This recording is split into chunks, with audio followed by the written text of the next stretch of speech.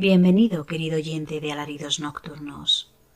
Es un placer tenerte aquí una vez más, en este rincón oscuro, donde exploramos los misterios más inquietantes y las historias que desafían la lógica y la cordura.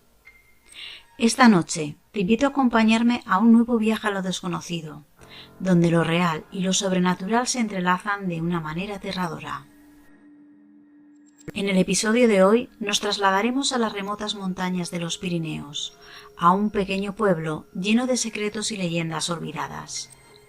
¿Estás listo para conocer la historia del eco de las montañas? Una historia basada en hechos reales y algo de ficción que hará que sientas un escalofrío recorriendo tu espalda y que te dejará con la inquietante sensación de que no todo en este mundo tiene explicación. Así que apaga las luces, ajusta bien tus auriculares y prepárate para adentrarte en el corazón del misterio, porque en Alaridos Nocturnos lo desconocido es solo el comienzo.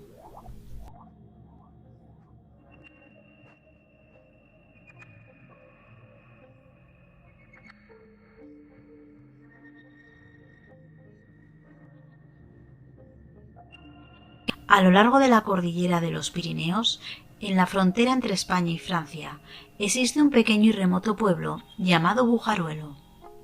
Es un lugar que parece haberse detenido en el tiempo, rodeado por picos escarpados, frondosos bosques y ríos cristalinos. Con solo unas pocas casas de piedra y una iglesia antigua, Bujaruelo es un refugio para aquellos que buscan escapar del ajetreo de la vida cotidiana.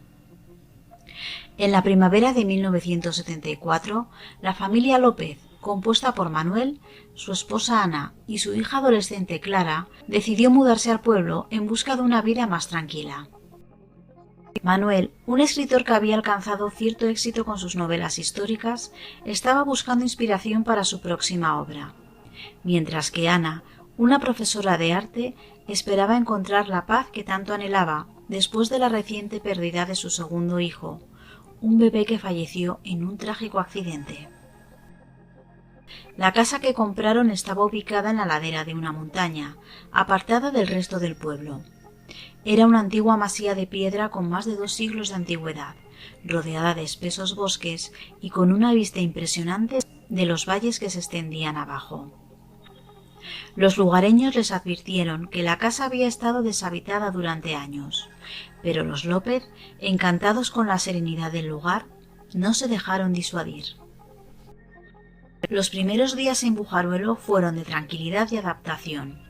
Clara, una joven introvertida, pasó mucho tiempo explorando los bosques cercanos, tomando fotografías y dibujando en su cuaderno de bocetos. Mientras tanto, Manuel se sumergió en su escritura, inspirado por el entorno natural y la atmósfera mística del lugar.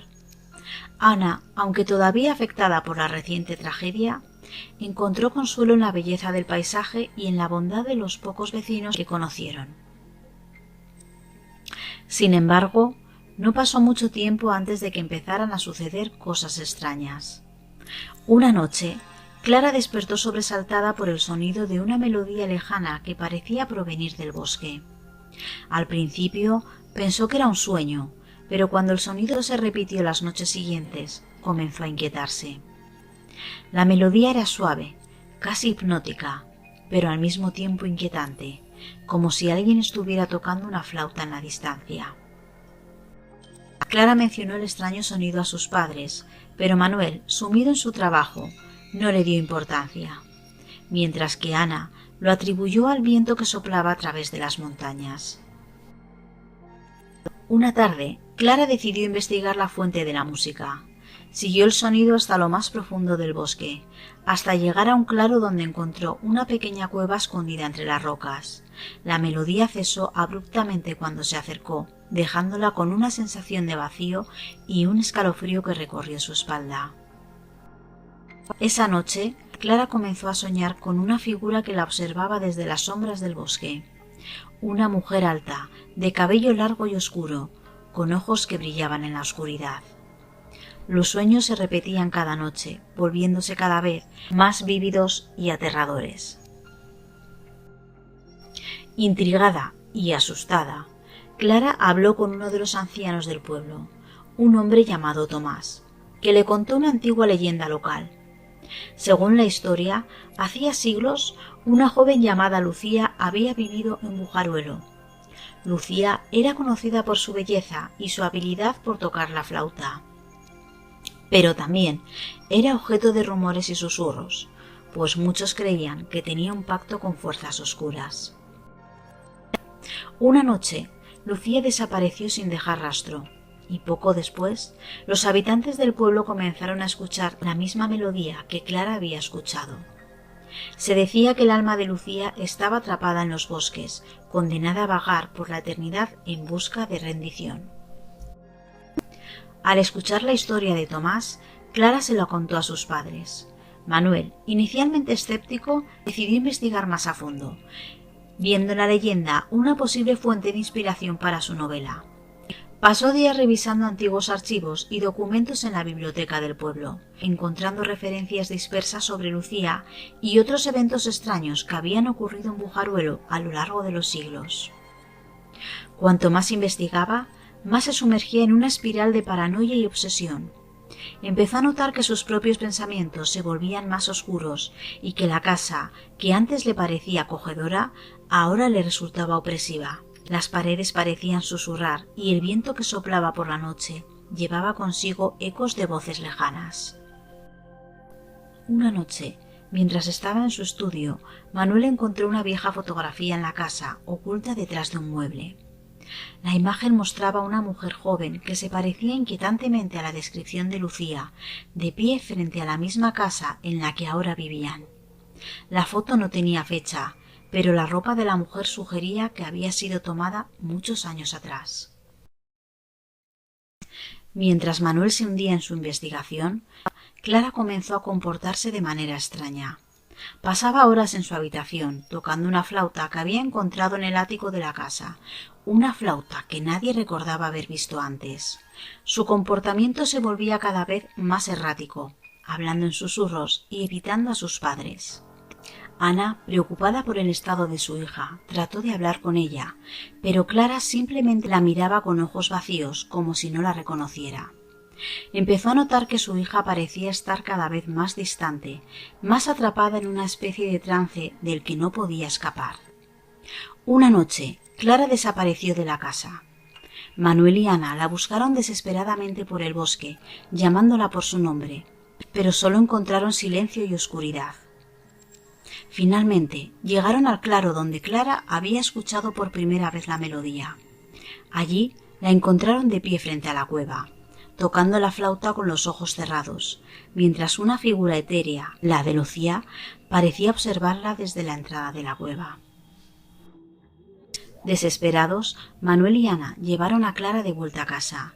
Convencidos de que su hija estaba siendo controlada por una fuerza oscura, buscaron ayuda de Tomás, quien les habló de un antiguo ritual que podría liberar a Clara de la influencia de Lucía. El ritual requería que Clara tocara la flauta en la cueva durante la medianoche, mientras Manuel y Ana rezaban en silencio. La noche del ritual, la atmósfera era tensa y cargada de energía. Cuando llegó la medianoche, Clara comenzó a tocar la flauta y las sombras en la cueva parecieron cobrar vida. Mientras la melodía resonaba en el aire, la figura de Lucía apareció una vez más, pero esta vez, en lugar de atacar, pareció sufrir, como si estuviera atrapada entre dos mundos. De repente, el sonido de la flauta cesó, y la cueva se llenó de un silencio sepulcral. Clara cayó al suelo, inconsciente, mientras Lucía desaparecía en la oscuridad. Después del ritual, Clara despertó como si nada hubiera pasado, sin recordar nada de lo ocurrido. La familia intentó volver a su vida normal, pero algo en el aire había cambiado. La casa, aunque aparentemente tranquila, se sentía diferente, como si una presencia oscura aún permaneciera en sus paredes. Unos días después, Manuel encontró una nueva entrada en su diario, una que no recordaba haber escrito. Era un mensaje críptico, con letras que no parecían suyas. No puedes escapar de lo que ya está dentro de ti. Esa misma noche, Clara comenzó a tocar la flauta de nuevo, esta vez con una melodía más oscura y perturbadora. Los padres, llenos de miedo, observaron desde la puerta, sin saber si estaban presenciando la influencia de Lucía o algo mucho peor.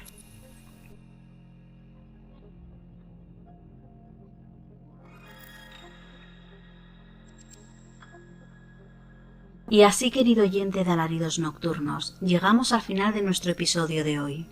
Espero que lo hayas disfrutado, o mejor dicho, que hayas sentido el escalofrío de la historia que acabamos de compartir. Pero, ¿qué sucedió realmente en aquella antigua masía de los Pirineos? ¿Fue la familia López víctima de un espíritu atormentado o acaso despertaron algo mucho más oscuro? Algunas preguntas quedan sin responder y tal vez sea mejor así, porque en el mundo de lo paranormal no todas las historias tienen un final claro. Gracias por acompañarme en este viaje hacia lo desconocido. Si disfrutaste de esta historia, no olvides dejar tu like y suscribirte para más relatos que te harán dudar de la realidad. Y recuerda, en Alaridos Nocturnos, el miedo es solo el principio. Hasta la próxima noche, si es que logras dormir. Dulces pesadillas.